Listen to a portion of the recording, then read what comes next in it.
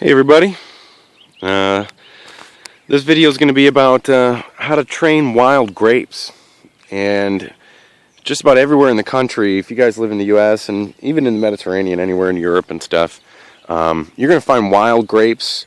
In the South, you'll find a lot of muscadines growing, you know, like South Carolina, Georgia, North Carolina, and even out in Oregon and Washington State. You know, I don't know if Alaska does or not, but regardless, these wild grapes will produce fruit.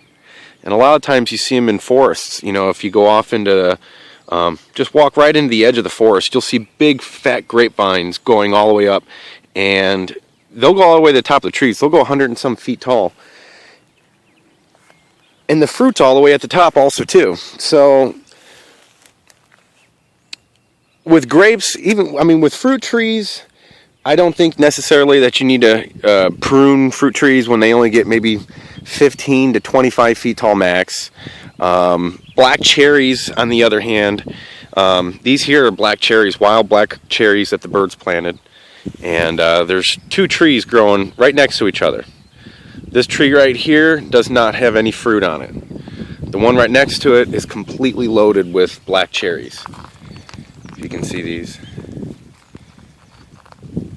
And all of these branches are just going to be loaded with some of the darkest, richest, sweetest, and most sour cherries that you can get. Really, really, really good stuff.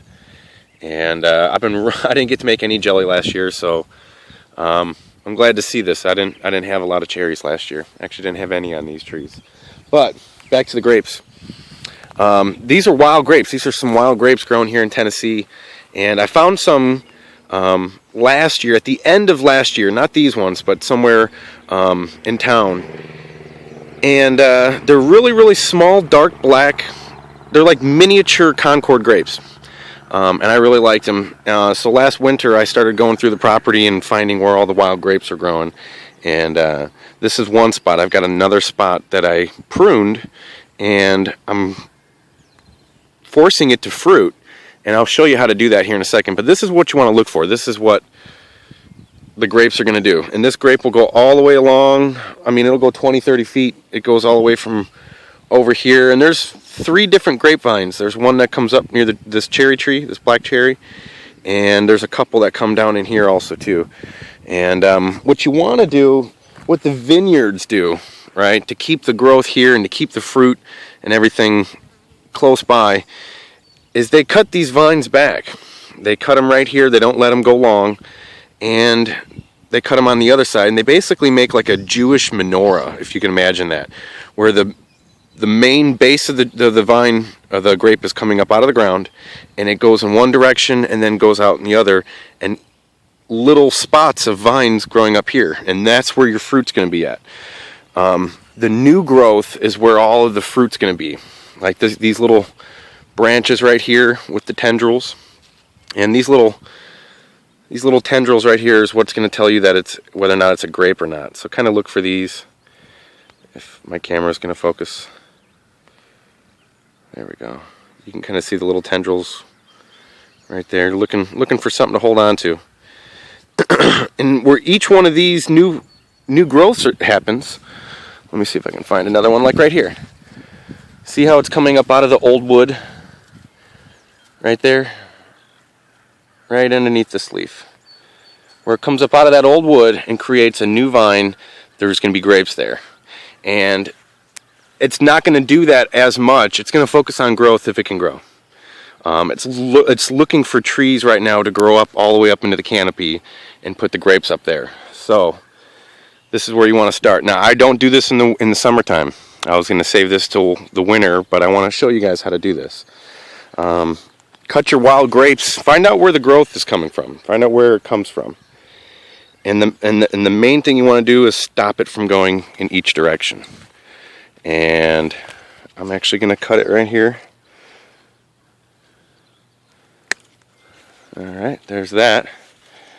And I'm going to try to maybe tuck it around here so it stays up there. And then I got another little branch coming down here, which isn't really I wouldn't say it's necessary, but you can kind of see it's coming out of this spot. But I'm going to cut this right here also too. Maybe I'll cut it right here.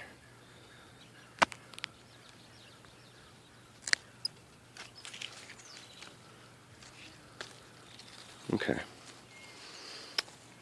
And I want to kind of keep that bunch together. Now, if you look at this, guys, right, you can see what I just did. Right? I separated that. I stopped it from all that growth going in this direction, and that's where the base comes from. Now, in the wintertime, I'm going to go through here, and I'm going to probably prune back some of this growth from this year, because there's new growth going to come out. You want it to look like deer antlers, you know, where it comes up out of the base, and you've got little things of new growth. Now I'm going to do the same thing over here too. And here's the main stem. Here's a fat boy, and it comes all, I mean, look at this. It goes all the way down.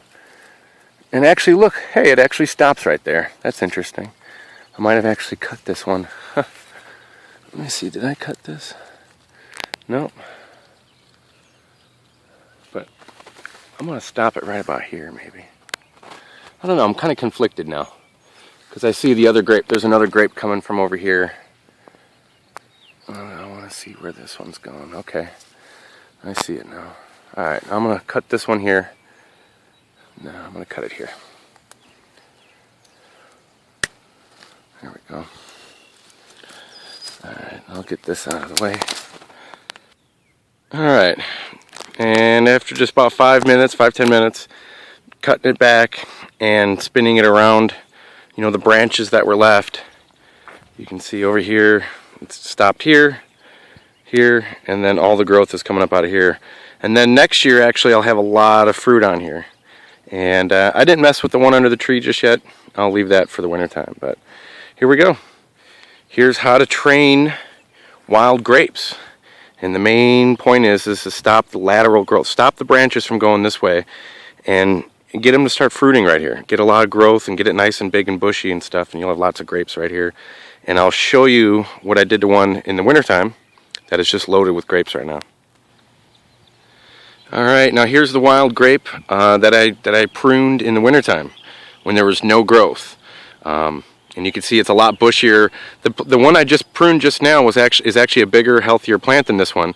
But the fact that all the growth went into being nice and bushy instead of going long and skinny, and I cut it right there, and there was a long vine going all the way down to here. And then I also cut it right there. There's 4 or 5 vines going this way, and you can see them still hanging on there. And here's the ones that I cut off, and it wants to keep going. You know, I'm going to have to keep pruning this and keeping it nice and short and fat. And look at all the grapes on here, guys. It's going to be loaded with wild grapes, little mini Concord type of grapes. And there's tons of it. And you can see where I just took the branches that were hanging down and just wrapped them around this barbed wire that was already here. And here's the branches that I cut off, and I just left them on there. You can see this is where this grapevine was originally going, and that there is where I cut it. Right there and there. And it has made this thing bush out so good. I mean, look at the grapes on here. These are going to swell up and get nice and purple, and you know, it's the middle of May right now. So this whole thing is just going to be loaded with grapes, and I'll give you guys a good update on it.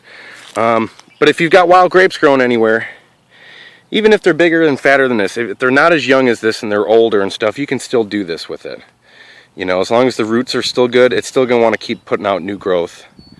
So you cut it, you know, you cut it back like I did here on each end.